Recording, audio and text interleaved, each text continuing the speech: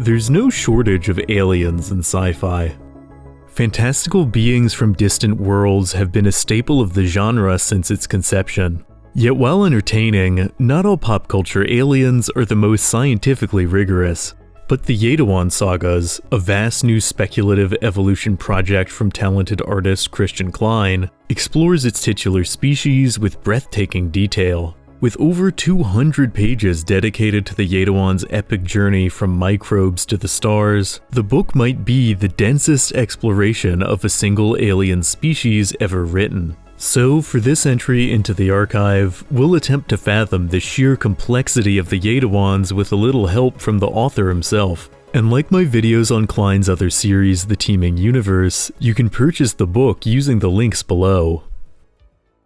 Our story begins around 3 billion years ago, with a planet called Yaetu. Slightly larger than Earth, it is a world perfect for the emergence of life.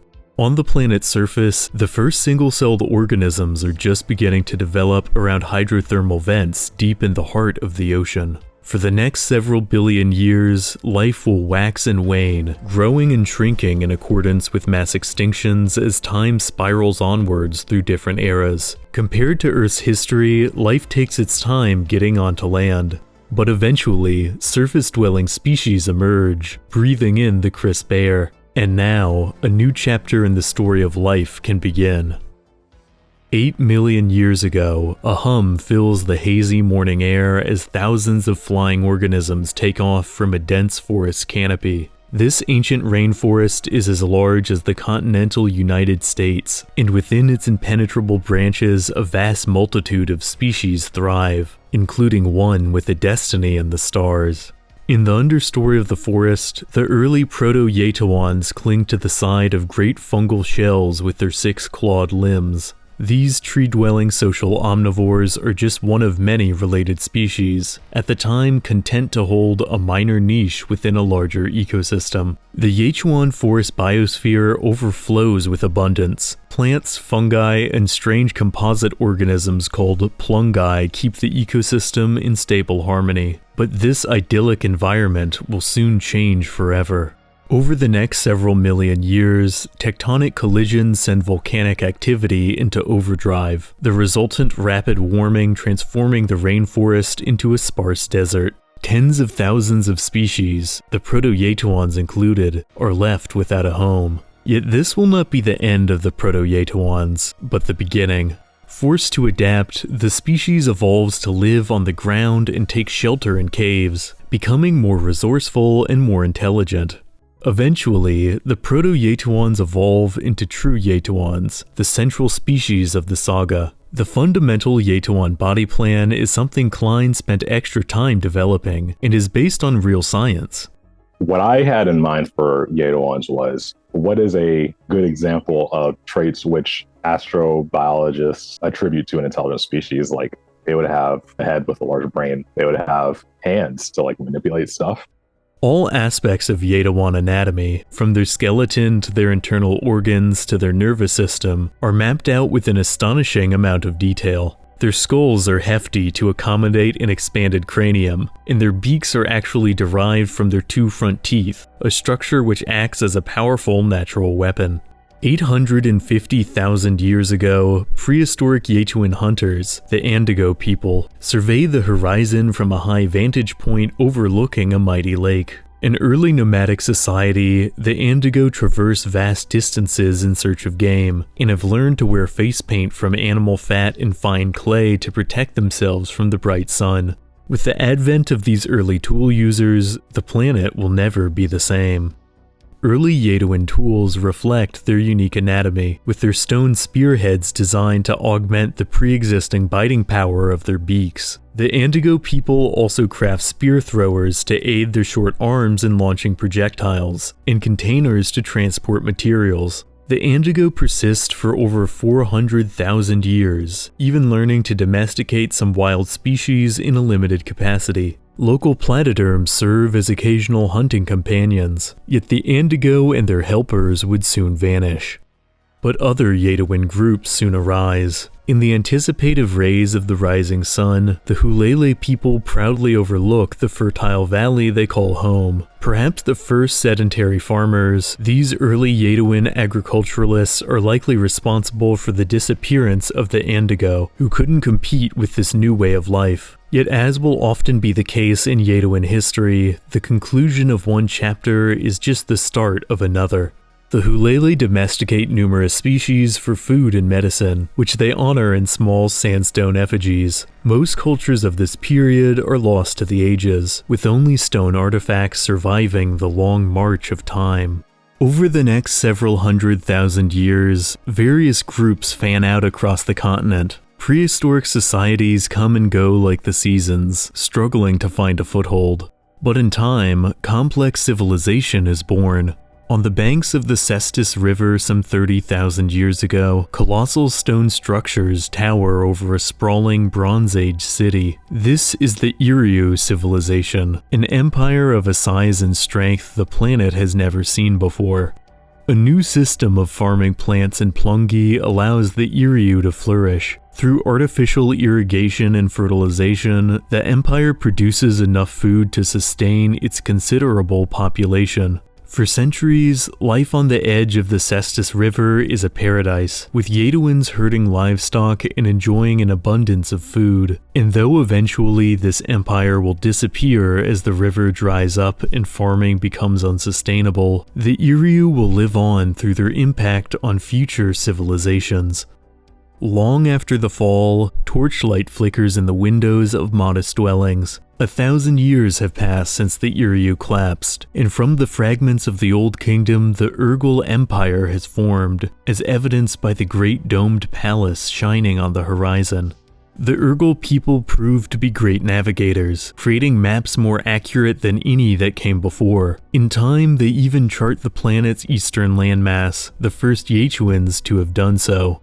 Uta is the name of the new kingdom the Urgal Empire establishes in the east, composed of city-states with a unique culture and a deep connection to the ocean. And as the Urgal civilization begins to decline, Uta feels less and less obligation to the waning empire across the sea. Chattering voices fill the air as a merchant makes their way through a bustling marketplace on the outskirts of the Utan Empire, now officially separated from Urga, which collapsed due to being stretched too thin. Uta is free to forge their own destiny in a rapidly changing world. Utan culture is vibrant and distinct. Lavish bathhouses adorned with extravagant sculptures and stylized murals are a common sight in the heart of the empire, a reflection of a society that values art and creativity. All aspects of Yaetuan societies are carefully conceptualized, with Cline considering how different environments might produce different civilizations. How would geography play into their cultures? How would that affect their writing? How would that affect their worldview? How would that affect their art? How did they engage in war? One Yaetuan living in the Utan culture is an artisan named Kenny. Working in a coastal studio some 17,000 years ago, a fragment of her diary offers a brief personal look into Utan daily life. Kenny crafts high-end pottery from white clay, adorning the sides with depictions of oceanic life, in particular the Vexus Qualians. The closest analog to fish on the Yaetuan homeworld, the numerous species of Vexus Qualians are indispensable to the coastal Uta. But while Uta thrives, on the other side of the water, the Urgal Empire is collapsing further due to mismanagement and a fast-spreading disease. Wall paintings from this era warn locals of the lethal illness, personifying the infection as a god of death and dread. Almost simultaneously with this wave of disease, a far greater cataclysm befalls the planet. The Tutuneyu supervolcano explodes. In the immediate inferno and long volcanic winter that follows, all but extinguishes Urga and innumerable other cultures. Even Uta across the sea is reduced to a shadow of its former self. A grim silence descends over the world in the ages that follow. Trade between the western and eastern hemispheres halts almost completely, with the two regions losing contact with each other for over 1,000 years. Yet this darkness cannot last forever. The Yaetuans of the east and west continue to progress independently in a post-eruption world. In time, the disparate halves of the Yaetuan people rediscover each other in a new era of exploration, the exchange of knowledge leading to technological innovations. Industrialization at last comes to Yaetu, and with it, a new world of possibilities and dangers open up. For while some emerging inventions are cause for celebration, others are cause for alarm. New forms of gunpowder-fueled weaponry and kinetic bombs make warfare more destructive than ever before. Short yet vicious skirmishes called flash wars break out between leading powers, conflicts that exist in between longer periods of cold standoffs. Yet following the flash war period, a post-war boom allows industrialization to spread quickly. As society changes, a cultural emphasis on grooming develops, with advertisements encouraging Yaetuans to scrub their beaks using beak paste. More complex feats of engineering become possible, with vast bridges creating new points of connection between landmasses. Across the planet, codependence between nations grows increasingly common. Living in this time of ceasefire and innovation is Arctur, an older Yaetuan engineer whose personal records give us another glimpse of daily life. Arctur lives in the countryside of a large industrial nation. Working as a vehicle schematics contractor, he spends much of his time at his station coming up with new methods of transportation, including a new type of flying machine that can travel long distances. But this era of peace and progress can't endure eternally, for another technology is right around the corner, one so fundamental its discovery is only a matter of time. A Yaetuan scientist finds a way to split the atom, and a nuclear arms race begins. Once the world is armed, only one mistake is needed. A small political leader detonates their nuclear weapon in an act of desperation, beginning a chain reaction of retaliation that ends in global nuclear war. The outcome is apocalyptic. Life is a very fragile thing. And when thousands and tens of thousands of years go by, it's like that's basically almost a guarantee that something cataclysmic will happen and like life will be on the fringe. Decades after the last bomb falls, a scavenger picks through the skeletal remains of a city for supplies. Tens of millions of Yaetuans died in the initial blasts and subsequent fallout, with scars running deep in their cultural memory long after the dust settled. But as long as pockets of survivors continue to endure, the world is not truly lost. For a long period, nations kept to themselves, doing their best to rebuild with what they have. Yet eventually, new alliances form. Humbled by past experiences and under enormous public pressure, dozens of leaders form a multinational coalition known as the World Alliance. After a long period of healing, a Yaetuan explorer takes their first step on the planet's closest moon. Though one small step for a Yaetuan, this moment represents a giant leap forward for the species as a whole after so many decades of hardship and recovery. The stars are now reachable, and the uncharted void of space echoes with the promise of discovery. Centuries later, the Yaetuans make the interplanetary leap, bravely launching a ship containing 62 passengers towards Yaeted, the planet closest to the Yaetuan homeworld. The astronauts on board the vessel are not just explorers, but permanent settlers. In the early days of the settlement, life on Yaeted is harsh and exacting, but with each subsequent generation, the colony becomes more sustainable and more livable. Soon, a new sense of planetary identity forms, distinct from that of Yaetu.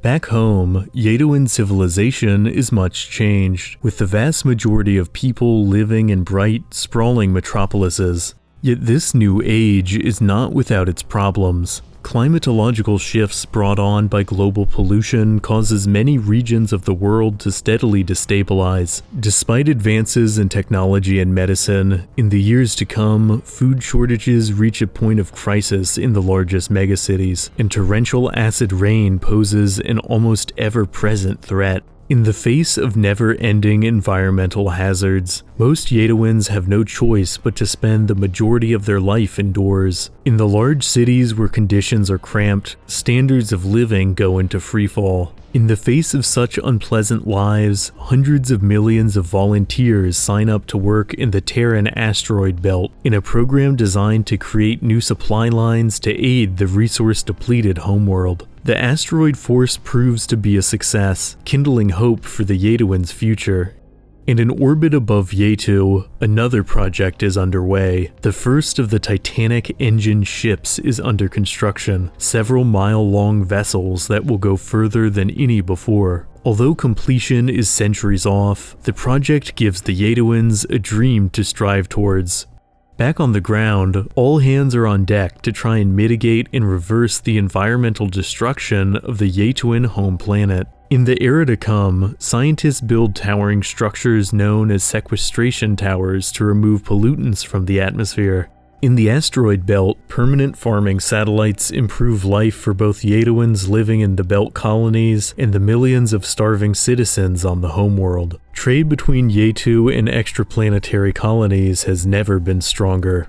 But life for the average Yaetuan living in an urban area can still be difficult, which the personal log of a young city dweller named Ilso helps illuminate. Growing up in a polluted region, Ilso is drafted to take part in an exploratory program that will take her far from home. For the Titanic engine ships are at last nearing completion. These gargantuan vessels will be sent to distant systems in an attempt to continue the Yaetuan species in case the homeworld restoration project fails. They'll carry with them the precious cargo of millions of Yaetuans in suspended animation, who will be the first settlers of these new worlds. Ilso is one such settler. Like all Yaetuan Saga characters, she's just an ordinary citizen in a wide universe, a trend that was quite intentional. One thing that I really wanted to emphasize and kind of subvert was the idea of characters and who are they? They're not heroes. They're not these kind of mythical Herculean brave soldiers who are one of a kind. They're lay people. They're average.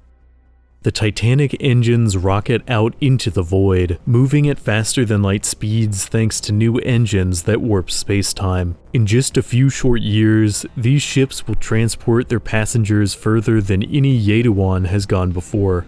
One Titanic engine heads to Agda, an Earth-sized planet located 8 light-years away from Yaetu. All preliminary studies suggest the world would be ideal for establishing a settlement on. It isn't long after a permanent settlement is established that disaster strikes. In a perfect storm of tragic circumstances, a solar flare from the nearby star destroys the colony's power supply. A panicked engineer hurries to send a distress signal, but this cry will go unanswered. Due to the vast distances between systems, several millennia pass before any ship travels to Agda to check on the settlement. Having grown used to long periods of silence from settlements beyond the home system, the response team has no idea what awaits them as they break atmosphere. The surface seems barren and deserted, the power seemingly completely shut down. This is not a planet of the living. To the horror of the reconnaissance team, all members of the Agda settlement have long since perished, unable to survive on an unterraformed planet without power. It is a tragedy that the Yaetuans will never forget. Returning to Yaetu, the planet has now recovered almost completely from climatological disaster. Thanks to sequestration towers built within cities and more citizens living in sustainable arcologies, the Yaetuans can breathe air freely once again. In the wake of Agda's catastrophe, the settling of new worlds soon ceases once and for all, with the Yaetuans collectively deciding to instead focus on bettering the regions of space they've already claimed. A new era of prosperity and enlightenment begins, with the Yaetuans reaching new heights both technologically and academically. At last, we've reached the present era in the great journey of Yaetuan history. Yet the tale is not yet complete, for in the modern era, numerous fascinating cultures have emerged scattered across multiple planets, each with their own stories. Planet Yaeti is an exoplanet located 12 light-years from Yaetu. A terraformed jewel in the crown of Yaetuan settlements, the world is famed for its stunning canyons and waterfalls. Yaeti is also known for its unique culinary traditions, born of limitations in what early settlers could carry with them on their ships. Today it is a bustling, vibrant world, steeped in culture and the smells of local cuisine. On the other side of the sector, planet Kekati is a larger and more densely populated world, A technologically oriented planet, one might expect to find it lacking in tradition. Yet on the contrary, Kakkadi is home to numerous traditional rituals, including a form of dance that tells the tale of the world's struggles and triumphs. Planet Odd is a more recent settlement that is yet to be terraformed, yet the planet has a megalithic structure that makes it one of a kind. A colossal space elevator, so vast it can be seen from distant orbit, transports materials from the stars down to the surface and vice versa. It is the lifeblood of Planet Odd. As a result, the citizens of Odd are fiercely protective of the structure. Armored guards patrol the base of the elevator constantly, their lives dedicated to keeping the settlement that has emerged around the central cable safe and orderly. Even planet Agda, once the site of the Great Solar Flare disaster, has been transformed into a thriving settlement. A distinct form of religion has emerged on the surface, which venerates the original settlers who died in the initial flare long ago.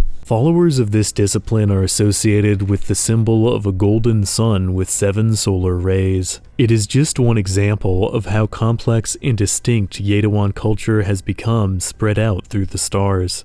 Returning to Yaetu a final time, the citizens of the homeworld strive to remember those who have come before, with new efforts in archaeology unearthing more stories from Yaetu's past. Yaetuan history is an uneven road, but in learning from the mistakes of their ancestors, Yaetuans may forge a better future. Across Sci-Fi, the Yaetuan Sagas stands out due to the sheer complexity of the book's lore, which combines speculative history and science in innovative ways. I wanted the Yaetuan Sagas to be an example of how speculative biology can interplay with speculative culture and how it can be cool. The Yaetuans are a triumph of alien world building, with so much detail across the many pages that there's still a lot of content that didn't make it into this video. It's a rare delight to see a speculative evolution project in book format, something the author hopes will become more popular.